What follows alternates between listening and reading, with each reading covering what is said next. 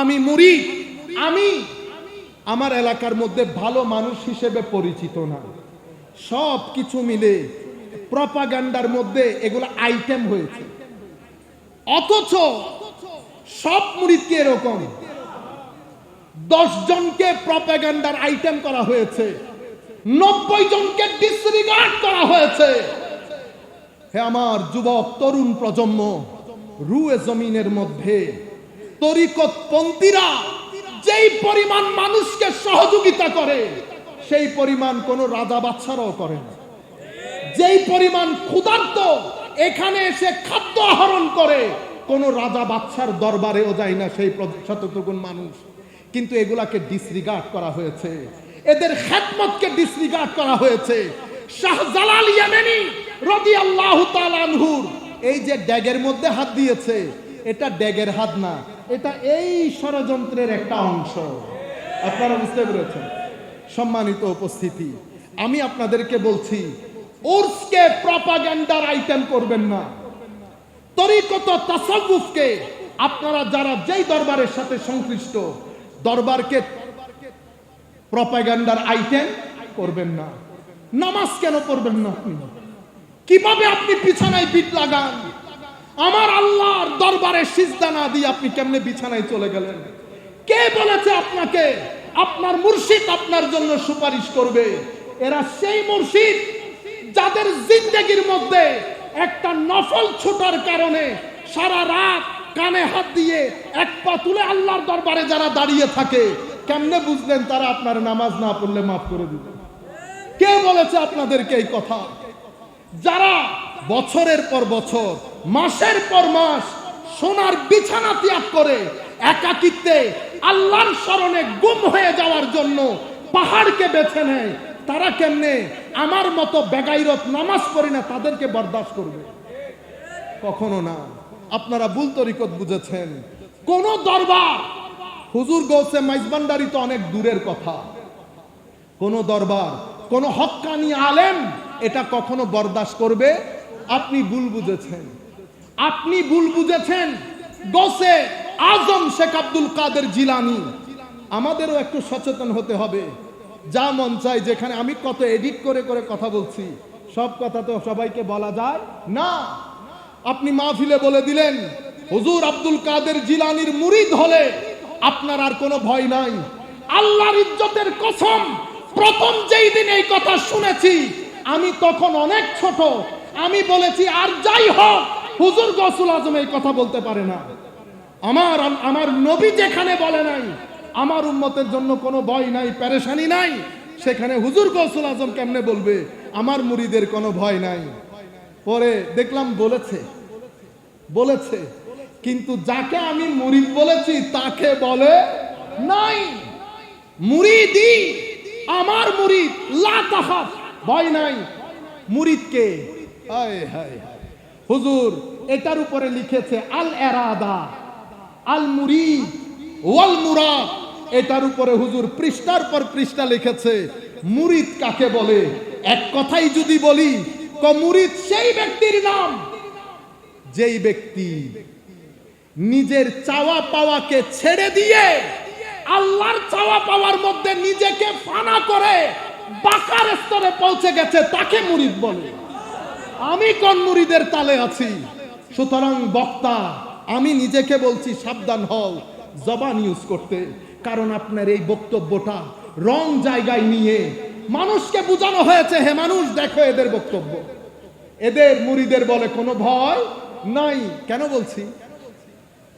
আমাকে এই কথা ইন্ডিয়ান এক ছেলে দেওবন্দের, অনেকক্ষণ কথা হয়েছে, শেষ উনি আমাকে বলছেন, দেওবন্দের অনেক বড় আলেম, আমরা তো ছোটখাটো লোক, আমাকে বলতেছে হুজুর তাইলে একটা কথা বলেন, মুরিদি লা তাখাফ আল্লাহ, এটার ব্যাপারে আপনার অভিমত কি? তা আমি বললাম অভিমত দেব পরে, আপনি আগে বলেন এই কথা আপনি কোথায় পড়েছেন? আমি শুনেছি। তা আপনি তো বড় জুলুম করেছেন আমার গৌসের উপরে। কেমনে? আল্লাহ মুনি যেই কিতাবে পড়েছেন অন্তত ওই কিতাবটা পড়ে আসতেন, ওই কিতাবটা পড়ে আসতেন। তারে কি আর বলতে পারছি আপনি সুন্নি হলে? না বলতাম সুন্নিদের পড়তে হয় না, সুন্নিদের পড়তে হয়, একদম পড়িয়েন না, কোনো দরকার নাই। কারণ আপনার আমার জন্য তো আমার নবী দাঁড়িয়ে আছেন সুপারিশ করার জন্য। নিজের নাতিকে তলোয়ারের নিচে দিয়ে দিয়েছে, আর আপনি নামাজ না পড়লে আমার নবী ওখানে দাঁড়িয়ে আছে আপনার সুপারিশের জন্য।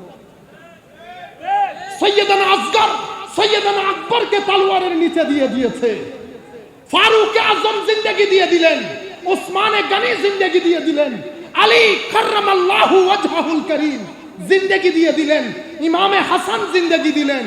আপনি কেমনে চিন্তা করলেন নামাজ না পড়ে আপনি গুড়গুড়িয়ে বেহেশতে ঢুকে যাবেন? হে যুবক, আপনাকে ভুল বোঝানো হয়েছে।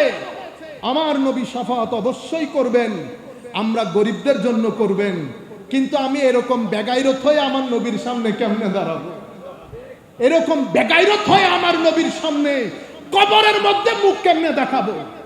আমার নবীর দরবারে সাহাবী আসলেন, বলতেছেন ইয়া রাসূলুল্লাহ, কি করলে বেহেশতে যাব?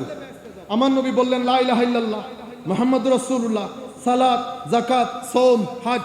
আর কিছু আছে? কোনাই। ইয়া রাসূলুল্লাহ, কথা দিলাম বেশিও করব না কমও করব না, তবে এই জিনিসটাকে ছাড়ব না। বেচারা হাসি আনন্দে দরবার থেকে চলে যাচ্ছে, আমার নবী আনন্দে দেখাচ্ছে, হে মানুষ দেখো, জান্নাতি দেখো, এই জান্নাতিকে দেখো, সেই ব্যক্তি জান্নাতি। এখন আপনি নামাজ নাই, দোয়া নাই, হজ নাই, যাকাত নাই, ঘুষ নেন, রিশওয়াত নেন, গালাগালি করেন, অশ্লীলতা করেন, এত কিছুর পরেও আল্লাহ যে জমিনের মধ্যে আমাদেরকে থাকতে দিয়েছে লাখ সিজদা আল্লাহর দরবার। সুপারিশ, শাফাআত এত সহজ বিষয় না। যদি সহজ বিষয় হইতো ইমামে হুসাইন কারবালার প্রান্তরে যেত না। সম্মানিত উপস্থিতি, এই আইটেম দিয়ে মুহাম্মদুর রাসূলুল্লাহ সাল্লাল্লাহু আলাইহি ওয়াসাল্লামের পরে তরিকত এবং তাসাউফের পুরা দরবারগুলোকে এই প্রজন্মের কাছে ভণ্ড বলে প্রতিষ্ঠিত করে দিয়েছে, ভণ্ড বলে প্রতিষ্ঠিত করে দিয়েছে। এখন এই জায়গায় আঘাত আমাদেরকে হানতে হবে, কারণ আমরা এই জায়গার জন্য দায়ী। সুতরাং প্রত্যেক যুবক আজকের পর থেকে আমরা বেনামাজি থাকব না। সূরা ফাতিহা শিখবেন, কোরআন কেমনে পড়ে শিখবেন, তিলাওয়াতে কোরআন ছাড়া যেন কোনো দিন না যায়। আপনার কথা কি বলবো, আমি নিজেও পড়ি না। হায় হায়, এমন জমানা এসেছে, এমন জমানা এসেছে। তাসাউফের কিতাব, আমি সুফি, জিন্দেগিতে একটা তাসাউফের কিতাব পড়ি নাই। আমার গৌসুল আজমের মনে কষ্ট লাগবে না, আমি এত কষ্ট করে কিতাব লিখে গেলাম। সাধারণ মানুষ দূরের কথা, আমরা যারা বক্তব্য দেয়, আমিও জীবনে পড়ি নাই, তারে বলছি আপনি এত কথা আমাকে যে বলতেছেন, যেই কিতাবের মধ্যে উনি মুরিদিলা তাকাবাল্লাহ বলেছেন, সেই কিতাবের মধ্যে উনি মুরিদের সংজ্ঞাও দিয়েছেন। আপনি মুরিদের সংজ্ঞাটা পড়ে নেন। তো আপনি আমাকে দেখান, আমার কাছে এখানে ছিল বই, আমি বললাম পড়ে দেখেন। আল মুরিদ ওয়াল মুরাদ, মান হুয়াল মুরিদ ওয়া মা হুয়াল মুরাদু ওয়াল মুরিদ। মুরিদ কাকে বলে, মুরাদ কাকে বলে, উনি যখন পড়েছেন উনি বলছেন ইন্না লিল্লাহি ওয়া ইন্না ইলাইহি রাজিউন। আমি দুঃখ প্রকাশ করছি, কিন্তু আপনাদের বুঝানিত ভুল।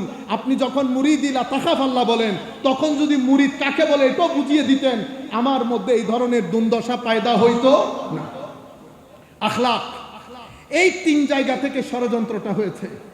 হয়ে আমাদের আখলাক, টিভি নাটকগুলো দেখেন, এই 10 বছরের মধ্যে টিভি নাটকগুলো অশ্লীলতার সমস্ত হদ ক্রস করে ফেলছে। কারণ বিশ্ব তাকিয়ে আছে তরুণ প্রজন্ম যেন কোনোভাবেই খানেকামুখী হইতে না পারে। খানেকাগুলো বন্ধ করে দাও। খানেকা বন্ধ করার জন্য আমাদের এখানে আরেকটা কনসেপ্ট দেওয়া হয়েছে, তাবলীগে দ্বীন। তাবলীগে দ্বীন এটা কোথায় হয়? এটা মসজিদে হয়। একই জিনিস, উনি যাহা করেন ইনিও তাহা করেন। ফারাক শুধু এতটুকু, একজন শুধু আয়াত বলেন, আর একজন মুখে আয়াত পড়েন, সিনা দিয়ে আয়াতের নূর ট্রান্সফার করেন। একটা হচ্ছে কোরআন, আমার নবী গদিরে খুমের মধ্যে বলেছে কিতাব আল্লাহ ফিহিল হুদা ওয়ান নূর। কোরআনের মধ্যে কি কি আছে? কোরআনের মধ্যে হেদায়েত আছে, কোরআনের মধ্যে নূর আছে। এখন নূর কি এমনি বের করতে পারবেন? কোরআনের নূর কি বের করতে পারবেন? কোরআন কি কম মানুষে পড়ে?